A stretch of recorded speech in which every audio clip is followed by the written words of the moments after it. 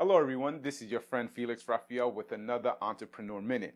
Today we're going to be discussing about the power of believing in the unbelievable. And one of the things that I love about having faith is that it'll show things that I never thought or dreamt that could be possible. And by knowing many of the entrepreneurs that I've come in contact, many of them have had dreams or visions that have not yet been fulfilled.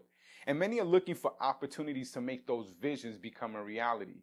And when we discuss these things with these entrepreneurs, I'll ask them, many of them have the faith part. They can dream and they can see things, but they never do the work part. That's why the scripture says faith without works is dead. What are you doing each and every single day? Are you sitting on your butt watching TV or on Facebook spending all your time and not doing nothing when you could use that time to dedicate that to your business?